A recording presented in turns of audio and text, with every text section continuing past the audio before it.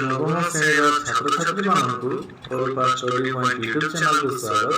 ଏହି ଭିଡ଼ିଓରେ ଆମେ ଉତ୍କର୍ଷ ବିଜ୍ଞାନର କାର୍ଯ୍ୟ ଦିବସ 22ର କାର୍ଯ୍ୟପଦ 22ର କ କରିବା। ଏଠି ଅଛି ମାପର ଅଟକଳ, ଦୈର୍ଘ୍ୟ ଓ ଦୂରତା। ନମ୍ବର 1 ଦେଖ, ପୁରାତନ କାଳରେ ମାପ କରିବା ପାଇଁ ବ୍ୟବହାର କରାଯାଇଥିବା କେତେକ ଏକକର ନାମ ଲେଖ। ଦୈର୍ଘ୍ୟ ମାପର ଏକକ ଥିଲା ବେଳେ ପୂର୍ବ କାଳରେ ହାତ ମାପ, ଚାଖଣ୍ଡ ମାପ, ପାଦ ମାପ, କହୁଣି ମାପ ଇତ୍ୟାଦି ଥିଲା। ଦୂରତା ମାପର ଏକକ ଥିଲା କୋଶ।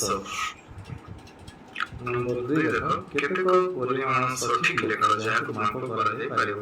ଯେମିତି ଟେବୁଲର ଦୈର୍ଘ୍ୟ, ଟେବୁଲର ଉଚ୍ଚତା, ତାକୁ ଆମେ ମାପି ପାରିବା।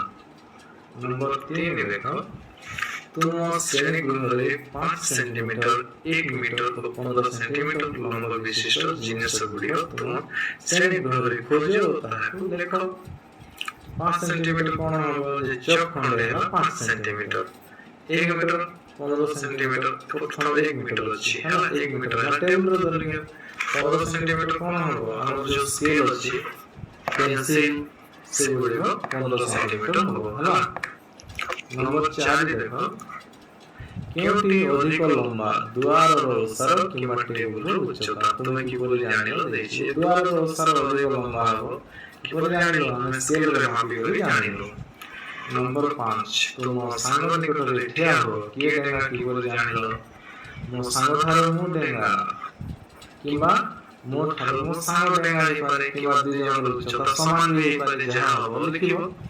ଦୁଇ ଜଣଙ୍କର ଉଚ୍ଚତାକୁ ତୁଳନା କରି ଜାଣିଲୁ। ଆମେ କମ୍ପେୟାର କଲୁ ଦୁଇ ଜଣଙ୍କର ଉଚ୍ଚତାକୁ ଏବଂ ଆମେ ଜାଣିପାରିଲୁ। ନମ୍ବର 6 ଦେଖ, ଘରର ଦୈର୍ଘ୍ୟ ତୁମେ କିପରି ମାପିବ? ତୁମେ ମାପିବା ପାଇଁ କେଉଁ ଜିନିଷ ବ୍ୟବହାର କରିବ ଓ କାହିଁକି? ହେଲା,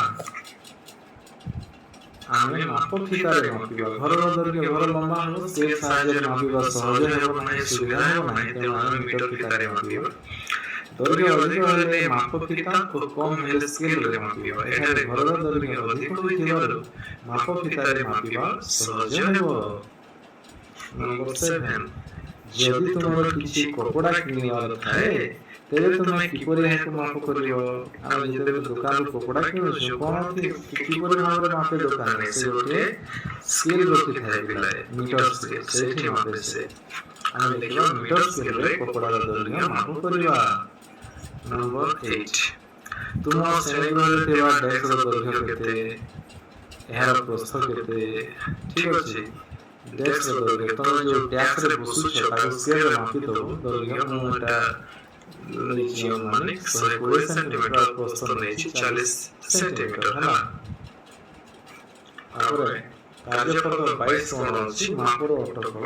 1 ନମ୍ବର ଦେଖ, ଭୌତିକ ମାତ୍ରା ଅଛି ଦୈର୍ଘ୍ୟ।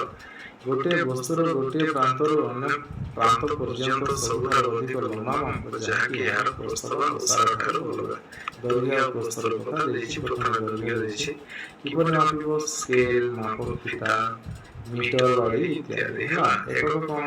ଦୈର୍ଘ୍ୟର ଏକକ ହେଲା centimetre, metre, inch, yard, foot ଇତ୍ୟାଦି ହେଲା।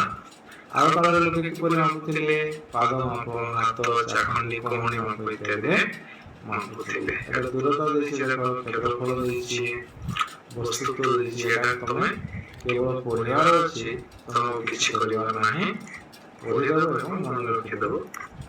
ଶେଷରେ କ'ଣ ଥିଲା? ଗୋଟିଏ ଘଟଣାର ସମୟ, ପରିସର ବା ଅବଧିର ମାପ। ଘଟଣାଟା କେତେ ସମୟରେ ଘଟିଲା, ଏଟା ତମେ ଘଣ୍ଟାରେ ମାପୁଛ ହେଲା। ବର୍ତ୍ତମାନ ଆମେ ସେକେଣ୍ଡ, ମିନିଟ, ଘଣ୍ଟା, ଦିନ, ସପ୍ତାହ, ମାସ, ବର୍ଷ ଇତ୍ୟାଦି ହିସାବରେ ଲେଖୁଛୁ। ପୂର୍ବ କାଳରେ ସୂର୍ଯ୍ୟୋଦୟ, ସୂର୍ଯ୍ୟାସ୍ତ, ସମୟ ଘଡ଼ି, ସୂର୍ଯ୍ୟ ଘଡ଼ି ଇତ୍ୟାଦିରେ ସେମାନେ ଜାଣୁଥିଲେ। ଏହି ଭିଡ଼ିଓଟି ଏଠାରେ ସମାପ୍ତ ହୋଇଛି। ପରବର୍ତ୍ତୀ ଭିଡ଼ିଓରେ ଆମେ ଅନ୍ୟ ପାଠଟିକୁ କରିବା। Rental, Colgate Max Fresh, Cooling Crystal